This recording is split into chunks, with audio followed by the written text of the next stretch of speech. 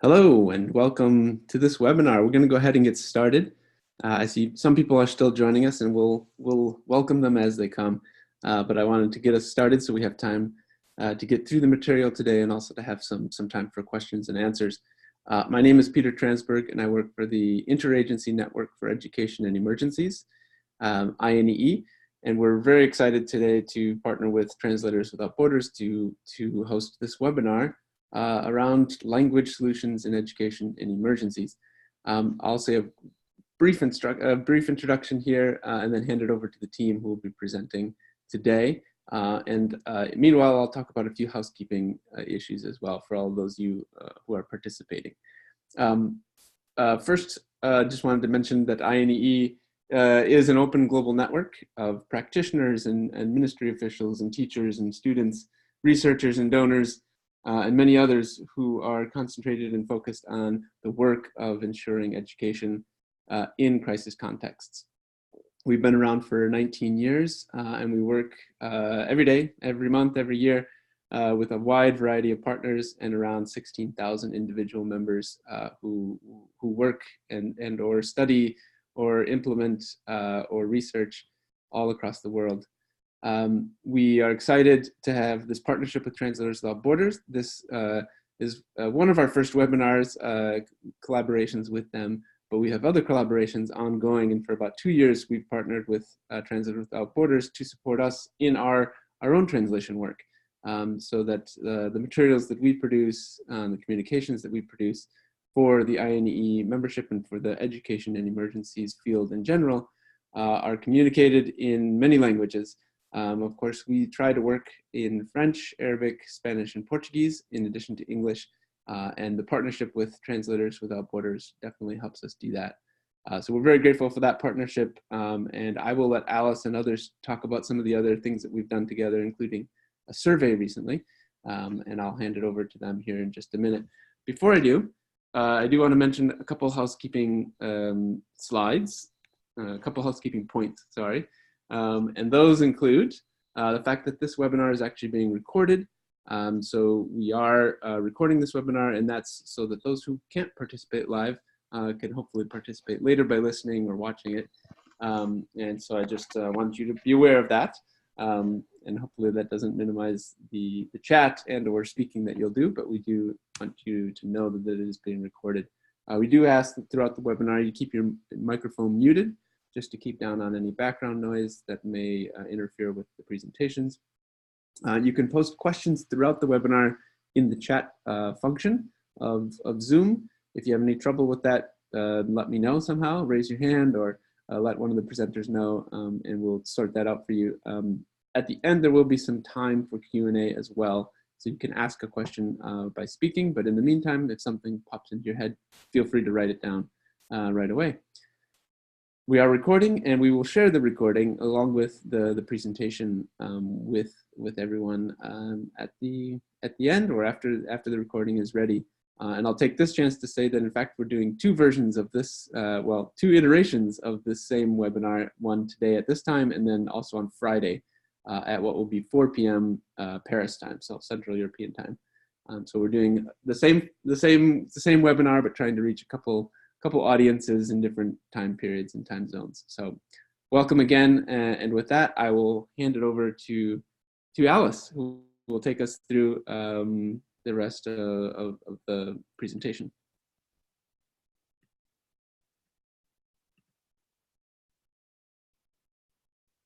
Oh, I think you're on mute still, Alice.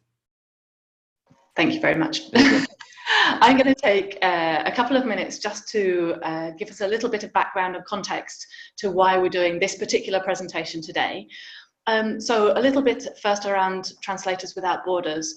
Translators Without Borders is a language specialist organization, and we provide language support services to humanitarian and development partners. I've listed up there on the slide so that you can see it, some of the kinds of services we offer. So language data and maps and language technology to assist in translation functionality, education glossaries, translation, and we have more than 200 language pairs available, research and advocacy services, and plain language services. So in all of this work, we've been developing our research in education over this last sort of year and a half or 2 years. And as part of the work we've been doing, we've been investigating language barriers in the education in emergency settings.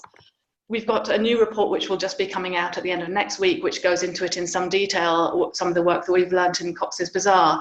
But overall, when we look at the education in emergencies context, we can see real language barriers in terms of the kind of dense technical guidance that is provided to educational staff in the field, in terms of working with teachers, both in teacher training, making sure that teacher training is accessible and easily understood by teachers, but also in how appraisals are managed, how competencies are developed, how feedback is given to teachers, and the kind of language barriers involved in all of that. And also in humanitarian needs assessment and educational needs assessment. So we've got many examples of where language has been a barrier. Earlier this year, in collaboration with INEE, we decided to do a bit of a survey to understand what were the perspectives of the INEE membership in terms of language. And the results were quite interesting. There was definitely a significant recognition of the challenges in language. But there was also some requests for solution-focused interventions. And so we are really keen today to, rather than spend too much time going through all of the challenges, to investigate 2 of the solutions. So that's why today we are going to have the webinar focused on 2 particular areas of interest. One is around plain language, and we've got my colleague Kate Murphy, who is a senior advisor on plain language, and she'll be talking to that. And the other one is around machine translation, and we have my colleague Grace Tang, who's going to be talking to that. So I'm going to pass over straight to them, and we'll discuss solutions, and there'll be time at the end of the presentation part of the webinar to be able to take questions as well. Kate, over to you. Thanks very much, Alice, and hi everybody, thanks for joining us. Plain language offers enormous opportunities for the humanitarian and development sectors, but for some reason we're not really taking advantage of that. It offers so many opportunities to improve the effectiveness of our communication, not just with the people that we're trying to help, but also with each other, with government departments, with other agencies as well. Yet from where I sit, it is actually, I think, very underused and sadly undervalued, and I think also widely misunderstood. And those 3 things might be related, and hopefully we can unpack some of them together today. One of the reasons that plain language is so powerful is that it really helps you as a communicator to influence the response of your readers. And I don't mean that we're engaging in some sort of sinister psychological manipulation, but just that by making communication clearer and more concise, we take away a lot of the ambiguity and a lot of the uncertainty that prevents people from responding in the way that we want them to. Let me give you an example, and one that's quite close to home that I experienced personally recently. As Peter and Alice have both said, Translators Without Borders does a lot of translation work, and we rely on volunteers all around the world to do that. We also rely on those volunteers registering on our translation platform, which we call Carto, and that allows us to manage the translations and allows the translators to have access to different resources as well. So it's essential that they register. We have no shortage of people volunteering to help us to do that, but we need to convince them to go the next step once they volunteer and to actually register for us.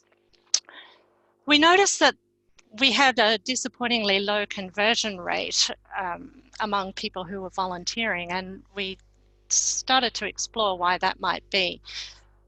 When people do volunteer, they send us an email. We send them an email, a template email that basically says, "Thanks for volunteering. Can you please register on Carto, our online platform?"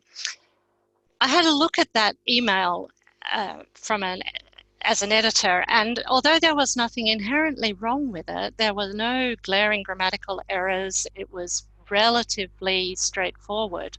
There were at least as far as I could see, some opportunities to improve the clarity of it and the brevity of it. So I set about applying some plain language principles to it, and we sent the revised version out starting in early August. And the results really surprised us in a positive way. So in July, our conversion rate was around about 40% for a particular group of respondents. When we sent out the revised plain language version, that jumped really dramatically, and suddenly we had 78% of people who had volunteered to work with us were actually registering on our platform. And as you can imagine, that opens them up to actually being able to work for you and for our partner organizations, and really increases the pool of volunteers that we can draw on. So that for us was a really clear indication of how plain language can contribute and how it can really affect how readers respond. I said earlier that that I thought plain language was underused in this sector and misunderstood. And one of the biggest misunderstandings that I come across is that people assume that it's just about the words that you choose. So I want to explain to you today that it's much more than words, that there are a whole lot of elements of plain language. It can be quite technical, but for our purposes today, we'll take a high-level look at the 3 key aspects of plain language, of which vocabulary is part of one of those 3 key aspects. The first one is the substance of what you're saying. It's really important, if you're applying plain language principles, to be very clear about the message that you're trying to convey.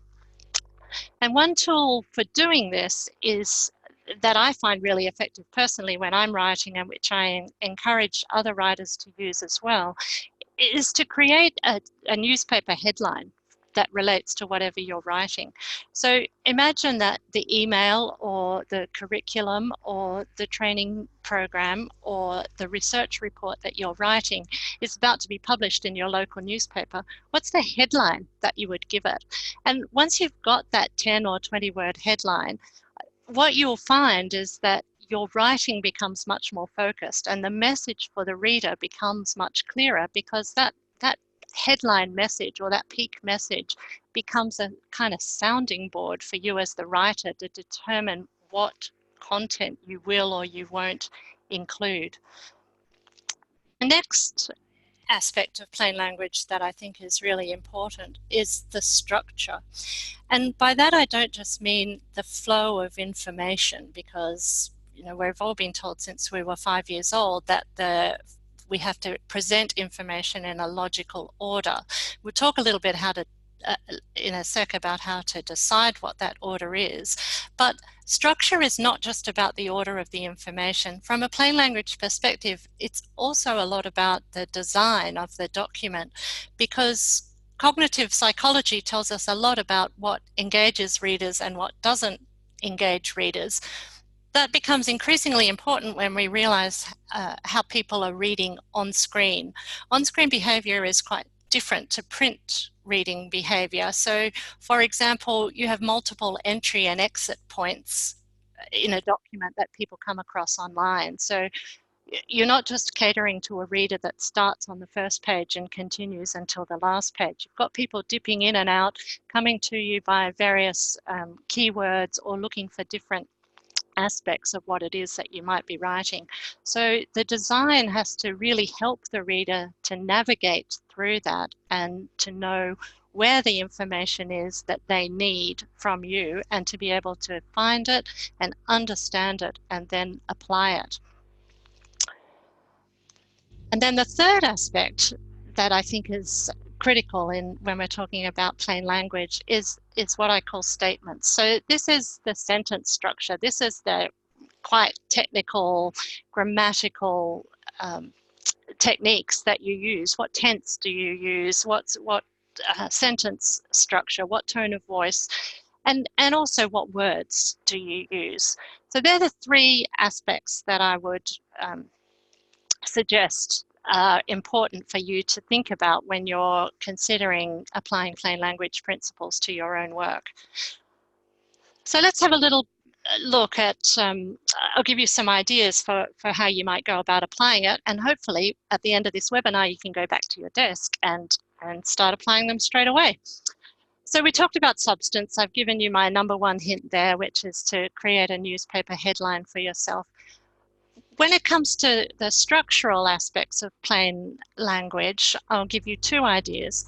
The first is to use the inverted pyramid model, and this really helps with determining the logical flow of ideas. And this is, you might have come across this in a different context. It's a model that's really used a lot in journalism, and basically it says you have to start with the most important information, the information that the readers really, really must have to understand your point. And then you order your information according to its importance. This is a little bit counterintuitive to some of us who are used to starting with an introduction and a description of a background context and gradually building an argument until we get to a conclusion. That doesn't quite work with plain language, where we're after immediate and predictable clarity. So try this model. It will feel a bit uncomfortable at first, but if you get stuck with the flow or the presentation of your material, this might just be the trick that you need. So sometimes it literally involves turning your work upside down, literally moving the bottom paragraph to the top so that your reader comes across the important point, and then if you retain their engagement and their interest, they'll get the less important information as they read through it. The other really critical aspect of structure in plain language is how you design the page. I referenced that a little bit earlier, but none of us really enjoy being confronted with a wall of text. It's intimidating, it's not very engaging, but more importantly, from a plain language perspective, it increases the effort that we have to put into reading. Plain language is about decreasing the effort that the reader has to put into finding and understanding the material that they're looking for. There are a couple of tips that I can give you for breaking text into chunks. Subheadings is a really good one. So every 5 to 6 paragraphs, I suggest that you put in a subheading to help a reader navigate around the text.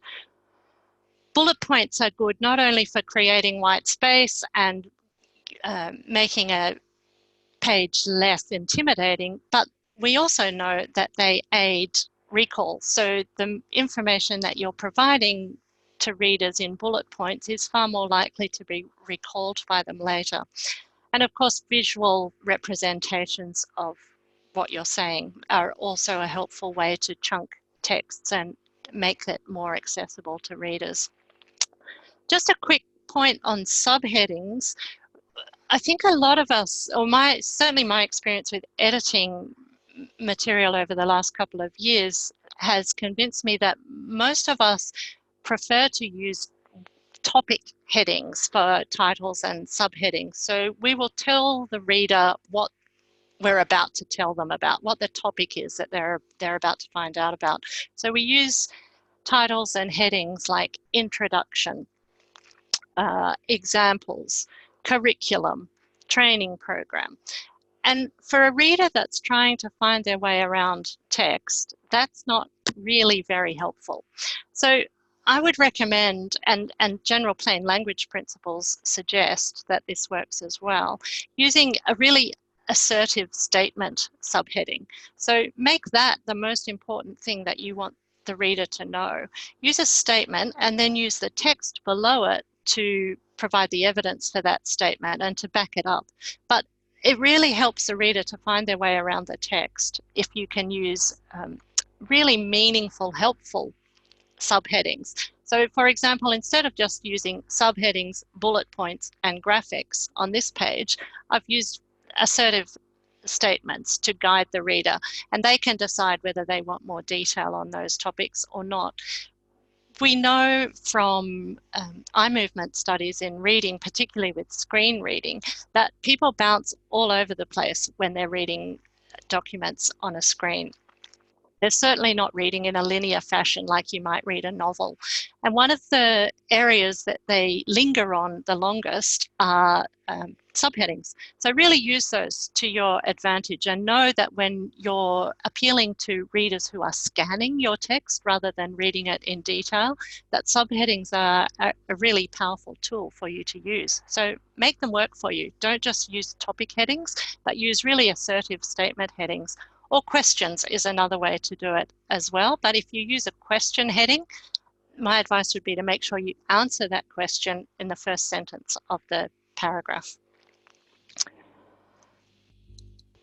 So that's substance. We talked about using the newspaper headlines. Structure, we talked about the inverted pyramid model, and also using a chunking approach to text. Chunking being my least favorite verb of 2019, but one that comes up a lot in plain language nevertheless.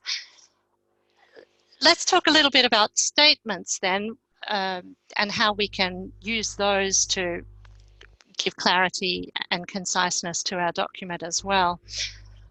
One of the most important aspects of the sentences and the words that you use is the sentence length. We know from numerous comprehension studies that it's one of the most impactful things you can do is reduce sentence length to improve comprehension. We also know what an ideal sentence length is for comprehension. Various studies have demonstrated a remarkably consistent result. Here's one from the American Press Institute. If you have a look at this, you'll see that up until about 18 words, reader comprehension is pretty high. It's above 75%. But after 18 words, it drops off really rapidly, so that by the time we get to 25 or 28 words, your reader comprehension is down to about 50%, which is not something that any of us as writers really want to happen. So armed with this research and a whole lot of other research, we recommend an average sentence length of fewer than 20 words, certainly no more than 25. And I would suggest that you might like to go back this afternoon after this webinar and just have a look at the last thing that you wrote and just do a check yourself on how many words are in the sentences. You can do it through Word. Both Word and Google Docs have a mechanism that allow you to do that. If you fiddle around, it's pretty intuitive. Fiddle around, you'll find how to do that quite easily. And I would suggest that most people generally operate in the area of around 30 to 40 words per sentence. It's really common, but we need to reduce that. And if you want to have have an impact on the readability, you can't do better than to reduce sentence length. It seems simple, but the evidence is clear. People comprehend and retain the information much better when it's presented to them in short sentences. Lastly, let's have a look at the words themselves. I said at the beginning that that's what most people think of as being plain language, and it is important in plain language. Obviously, you can't use words that people don't understand, but how do you objectively decide what is a word that your audience is going to understand? As an editor, I get a lot of pushback from writers when I suggest that they change some words in their documents, and the usual reply is, oh yeah, but my audience will understand that.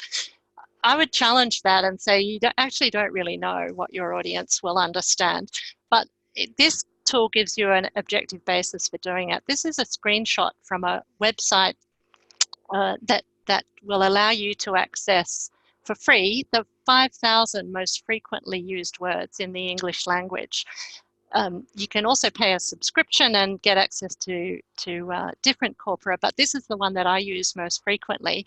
It has a really long and horrible name, but if you just Google free English frequency free 5,000, you'll come across this, and you'll be able to then search to test if words that you're proposing in your content might fall into the top 5,000 or not. Why the top 5,000? Well, there is a logic to that. It's because we know from a fabulous website that you might like to look at called testyourvocabulary.com, where some hundreds of thousands of people have done a vocabulary test. We know that the typical vocabulary range for non-native English speakers is, when they're speaking English, is 5,000 to 10,000 words. Obviously, there's a lot of variables there to do with their mother tongue language and their education level and the length of time they've been learning English for. But on the whole, that's a really good basis for us to work on.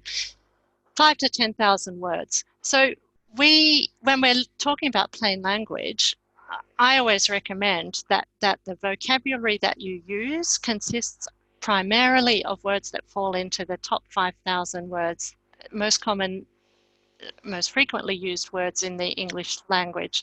And I do that because if they're most frequently used, then they're also more likely to be familiar to people. So if you are wanting to use a word that's not in the top 5,000 words, that's okay, you can do that, but just be aware that it might pose difficulties. It might increase the reading effort that people need, and it might mean that you need to be extra careful with the sentence or the paragraph that you're using it in. But it is a really useful, objective way to define what may or may not be understood by your readership, and it solves a lot of arguments.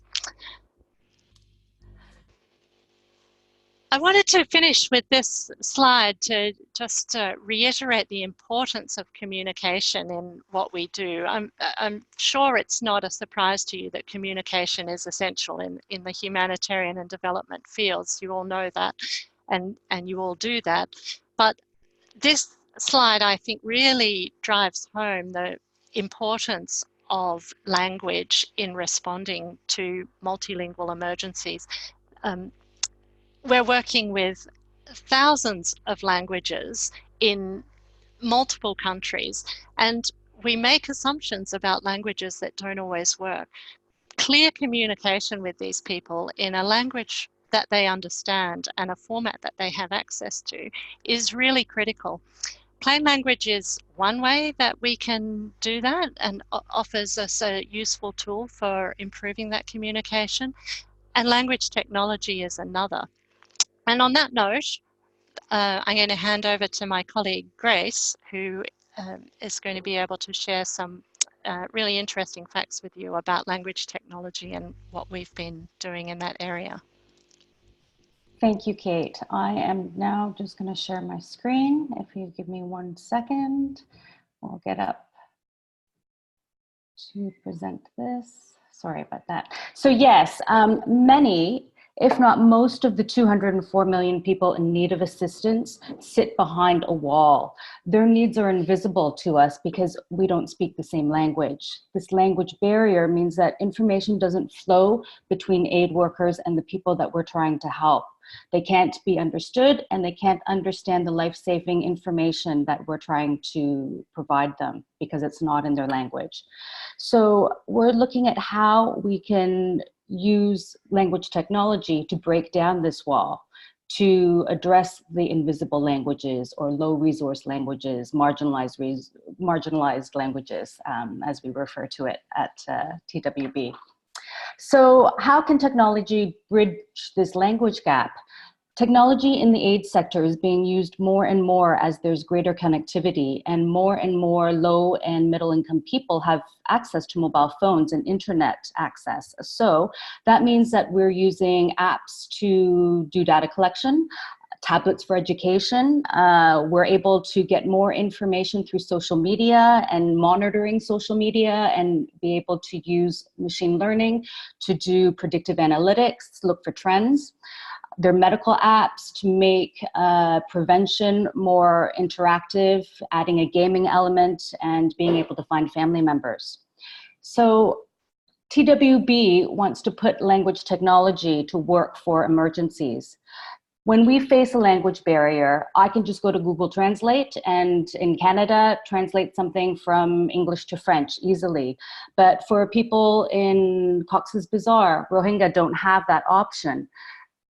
And we can build tools. The idea is for us to build tools that will enable people in northeastern Nigeria to be able to access information just as easily through different apps, whether it's machine translation or a voice synthesis.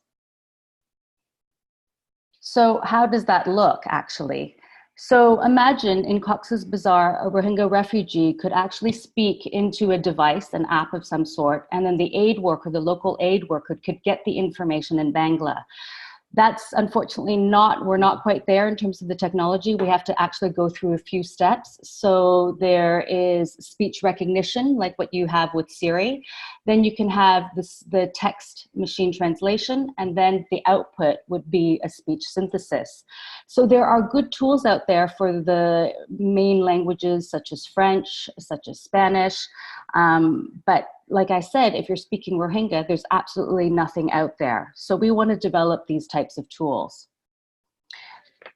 And to build language technology, you need huge amounts of data. And when I'm talking about data, it's about having parallel text in English and the target language, such as Rohingya. Here in Canada, where I'm based, all government documents, everything on the internet is translated into English and French. In the European Union, all the major languages, everything is available. So all this data is available to build machine translation or language technology. But if you look down the list, for example, Rohingya, Kanuri, there's absolutely no data that is open source that's available to build these types of language tools. So at TWB, that's what we're going to work on with Gamayun, the Language Equality Initiative. We're building data sets for marginalized languages. We have a community, as Alice mentioned, of 28,000 volunteers engaged working with us. We have program offices in Bangladesh and in Nigeria, in which we have also trained, recruited linguists to help actively build language data sets and audio as well that will enable us to build machine translation. So that means building corpora and then developing tools. We also partner with organizations where we do their translations for them, such as the Red Cross. And if they're having their content translated into Rohingya, we want to use their data as well to be able to simultaneously train models, because the more data there is, the better the machine translation or the model that we'll be able to develop. Just to give you an example of a use case, last year when we started the program, Gamayun, we worked with the World Food Program, the Humanitarian Action Challenge that was sponsored by the City of The Hague, in which they had a problem. They were collecting feedback from Syrian refugees in Jordan. They had an open telephone line, and people would transcribe all the content, the comments people were making. And at the end, they asked an open-ended question: what is your biggest concern? And unfortunately, WFP didn't have the capacity to be able to process the information that they were collecting. Levantine Arabic, there is, it's a colloquial, it's a dialect of modern standard Arabic, which there is machine translation, but for everyday speech, the actual MT model is not very strong. So what we did was we built a Levantine Arabic machine translation model for text and trained it specifically on colloquialisms, on everyday speech, on social media, and that way they would be able to process the 300 comments they would get a day. And at the end of that, you know, on a monthly basis, you could see trends in which you could look at, okay, 30 people said that health was a concern, or 10% were saying their family, or what you have. So you could actually look at analysis and predict or see trends over time on what people's concerns are. So for this, we partnered with Mercy Corps. They have a program called Cabrona in Jordan, in which they have a Facebook page with moderators moderating the content, so people could write onto their Facebook page. And we scraped all of these comments and translated them into English, from Levantine Arabic into English, and used that to train our model. So in the end, what does that mean? It means that we can have more effective two-way communication. This enabled WFP to do more trend analysis for their vulnerability analysis mapping. This means that you can have greater interaction, eventually being able to have two-way dialogue. Accountability, talking about feedback mechanisms in which you don't just need to have many speakers on the other end receiving the phone calls, but if you have language technology, machine translation that can facilitate that dialogue, and increased capacity. So what that means is when there is no MT, it takes translators X number of hours to translate some text. But with the help of MT, like the Levantine Arabic that we did, our evaluations showed that we reduced the time to translate by 38.7%. So that saved translators 5 hours of time to do straight translation. So they can just do an edit of what the machine translation produces. So that's a very, very brief overview of the language technology that we're developing. But what we're trying to do is develop partnerships and use cases with organizations who want to be more interactive, who have a language challenge with lots of data in which we can apply machine translation. We are looking for partners also who have data already translated, who are willing to share that with some of the priority languages that we have. We're always looking for volunteers for translation and fundraising as well. So that is a very brief overview, and we have some time for questions, I guess. Thank you very much, Grace. That's fantastic. Okay, we've had a couple of questions coming in while the two of you have been talking, and I would encourage anyone now who has another question, either feel free to unmute yourself and ask it, or to type something in the chat. While you're thinking of the questions, I think we'll move to the first one that's been posed. So Peter has asked that although it seems evident that having text in plain language helps translation, making it simpler and easier, but does plain language, for example, always translate well into other languages? Kate, I wonder if whether you'd like to address that. Yeah, sure. So well, I guess I can answer that in two ways. Yes, it translates well into other languages, if that was the question, because it is clearer for the translator to work with. So you get fewer errors and you get a quicker translation as well. You still need to localize and apply the target language nuances, I guess, to it. But in general, the answer is yes, it does, and it makes the translation process easier as well. Interestingly, there is some evidence that it doesn't make a lot of difference to translation accuracy, but there is other evidence that it does, and there's certainly anecdotal evidence that it does, and the people that I've spoken to that are involved in it certainly find that plain language source documents are much easier to translate than other documents. But then what do we mean by other documents? I guess that's the question, whether a clear and concise document is always going to be easier to translate than a convoluted one with lots of errors in the original source document. If the question was more about whether we use plain language in other languages, was that the question, Peter? Or if not, maybe I'll answer that anyway because it's quick to do so. The answer is yes. There is an international plain language federation, and so there are members from, I think, 25 countries currently working towards an international plain language standard. So yes, there are many other languages other than just English who are adopting plain language principles. They change a little from language to language.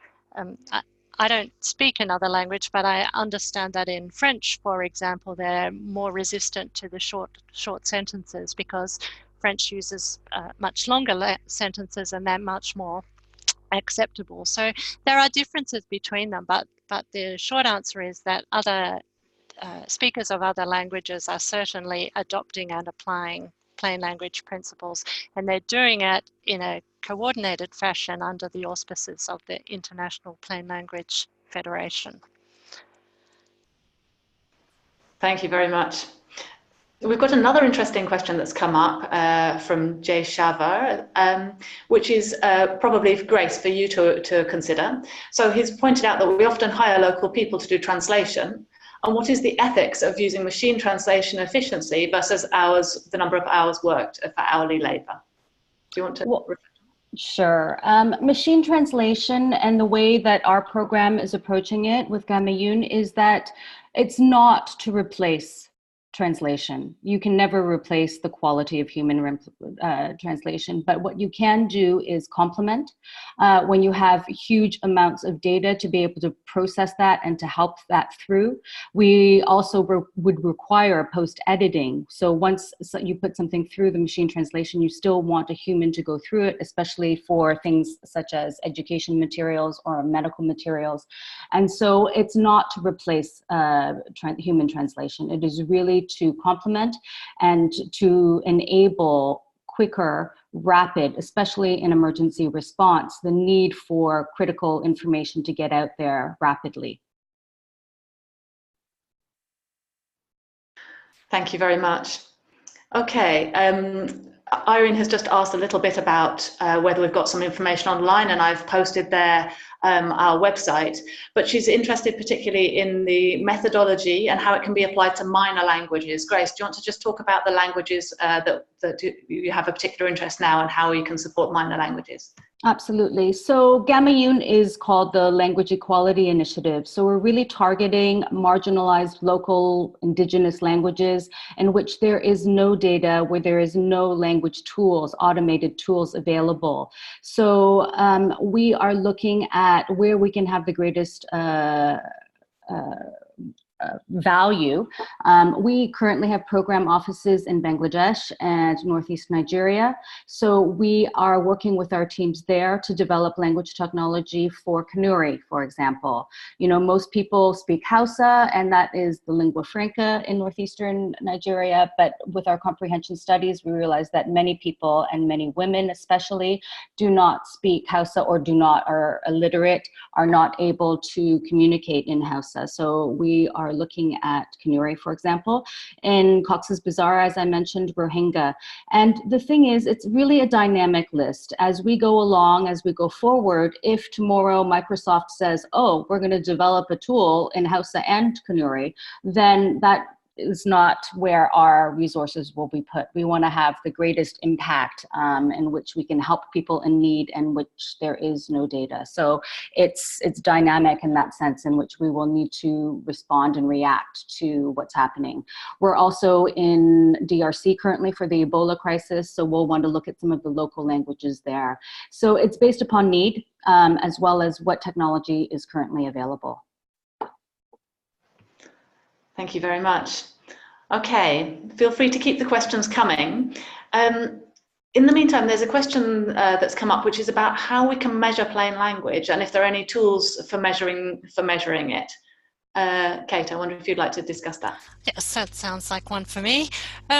So there's not tools for measuring plain language per se, but in the last couple of years within TWB, we've been working on developing our own approach based on existing readability measures. So for decades, we've been able to use various readability tools which give us an idea of how easy or difficult something is to read. And with an audience of people working in education, that's probably already familiar to you.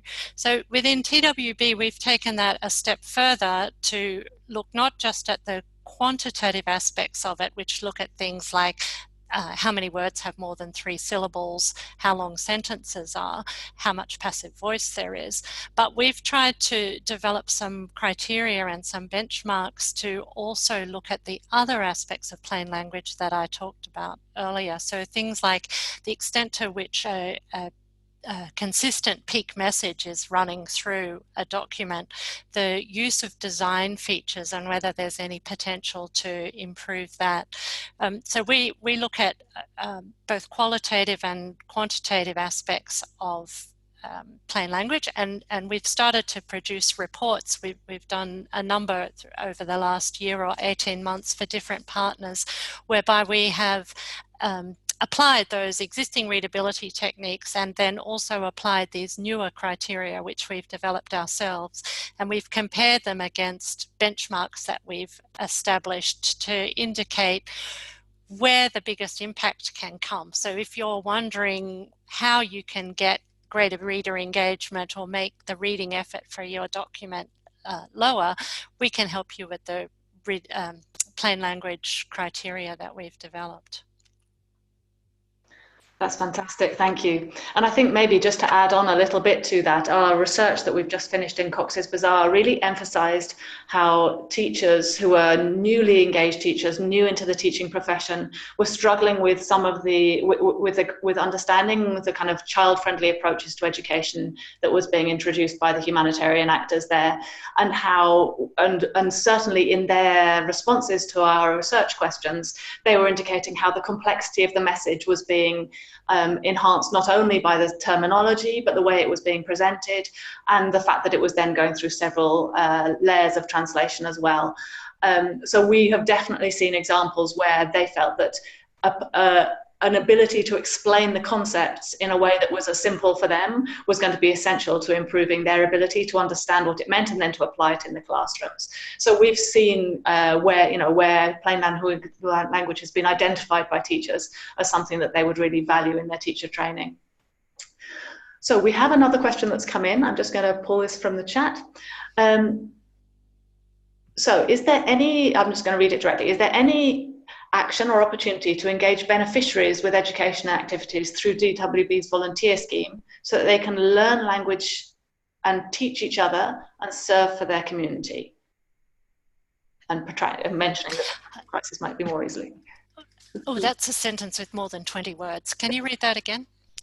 Okay, so it's essentially asking that can we as an organisation engage with beneficiaries with education activities so that they can volunteer? Let me just read it. Activities through TWB. Yeah, so can beneficiaries volunteer for TWB to serve for their community and develop their language skills? I'm assuming their translation skills. As bilingual translators, I assume that means. So they're not. So we have.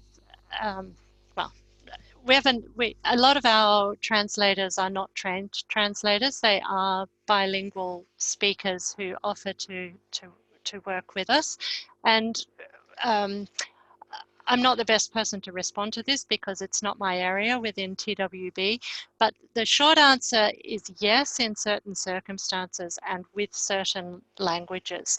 We have a verification program or system for translators, but that does vary with the language pairs. So the short answer is yes, and I'd prefer to put you directly in touch with our language services people to answer that more specifically. If somebody wants to get in touch with me, I can do that. And I can certainly add to that to say that certainly in some of the contexts where we work, our translators are bilingual speakers from that community. It has the advantage for us that we tend to get a better sense of the vocabulary that's being used and understood within that community. And we provide training to our translators as part of our field activities. So that certainly in some of the contexts where we're working, we're very actively recruiting from the community, training people up as translators and in fact as interpreters. Although we don't offer interpretation services, we'll train other organisations interpreters who will very often be beneficiaries. And it's very useful for making sure that we're not using necessarily the very most elegant language, but the language that will be understood in the camps or with the people who have been displaced. So that's been something that we've actively done in a couple of contexts. Any other questions?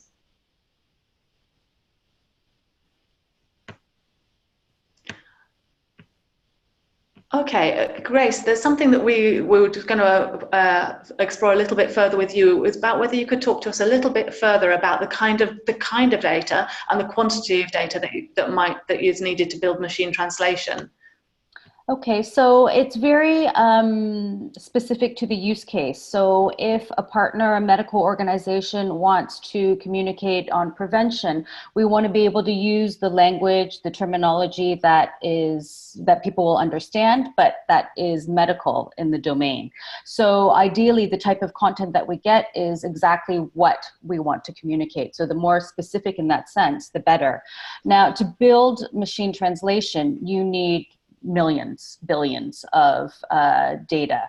So as you saw on the slide that I showed with the data, French, there is 3 billion, for example, open source parallel data content that's available.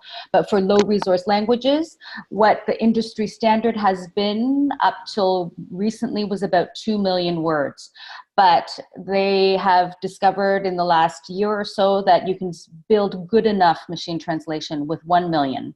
So we are experimenting with that. And like I said, if you have a narrow use case, if you are using very specific language to talk about a certain topic, then we can make good enough MT with less than 1 million, if that helps. Thank you very much. Can I encourage any further questions from any of the participants? Do feel free to unmute yourself and just chime in if there's something that's interesting for you and you'd like to explore further.